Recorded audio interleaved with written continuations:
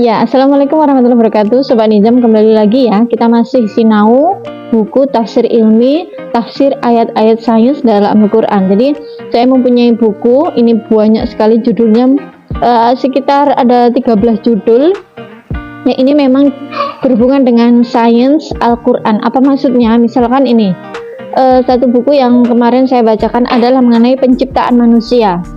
Jadi, bagaimana sebuah ilmu pengetahuan memandang penciptaan manusia yang didasarkan pada Al-Quran. Sedangkan Al-Quran sudah diturunkan 15 abad yang lalu, namun isinya jauh melampaui itu, yakni 15 abad hari ini terjadi, begitu ya.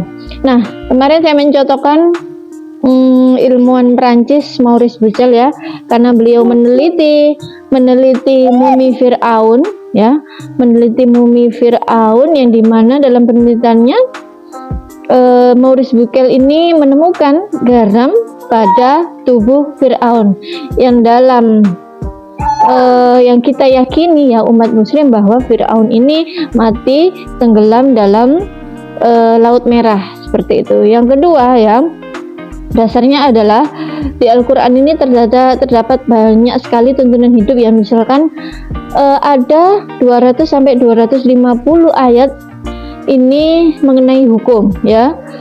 Ternyata ya yang mengandung isyarat ilmiah ini lebih banyak, yakni antara 750 sampai 1000 ayat. Maka kita sebagai muslim selalu didengungkan ulul albab, orang yang selalu berpikir ya. Pada dasarnya bisa kembangkan kita untuk meneliti apa? Semua rahasia yang ada di alam raya ini adalah tanda-tanda kekuasaan Allah Subhanahu wa Ta'ala, seperti itu. Nah, kali ini ya saya masih mau bercerita. Saya ini masih membaca ini ya pada pendahuluannya gitu ya, belum masuk pada intinya. Nanti kita akan share daftar isinya, teman-teman bisa milih ingin belajar apa begitu. Saya hanya merangkum ini. Ketika kita pembenaran, maka saya harus meneliti lebih jauh dan melibatkan banyak orang, seperti itu. Nah, yang kedua, nah ada ilmuwan lagi ya, Mr. Jacques Yves Cousteau adalah seorang ahli oceanografi, ahli selam terkemuka ya dari Prancis. Ini mendapatkan hidayah ketika menemukan beberapa kumpulan air tawar dan sedap rasanya yang berada di dasar laut. Maka buku ini memberikan bukti bahwa 15 abad lalu ketika diturunkannya Al-Quran sudah membicarakan mengenai laut, yakni surat Ar-Rahman ayat 19 sampai 20 dan surat Al-Furqan ayat 53. Kita simak. Ya, bismillahirrahmanirrahim. Marajal bahraini yaltaqiyan bainahuma barzakhul la ya bagiannya. Artinya dia membiarkan dua laut mengalir, yang keduanya bertemu, di antara keduanya ada batas yang tidak dilampaui.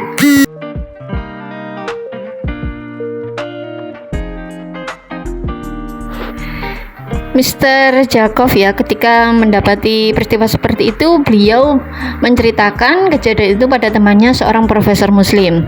Maka profesor muslim tersebut memberikan keterangan bahwa Al-Quran sudah menerangkan itu 15 abad yang lalu. Dari kejadian itu ya Yves Cousteau mu'alaf ya untuk mengimani Al-Quran, bahwa Al-Quran ini adalah kebenaran yang mutlak, seperti itu.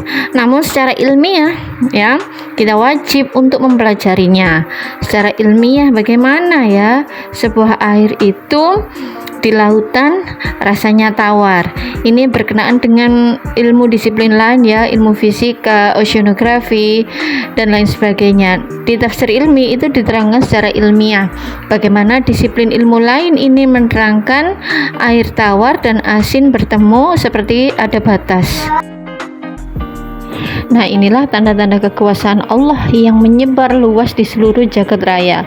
Ya, salah satunya air tawar yang ada di lautan ya, di Selat Gibraltar,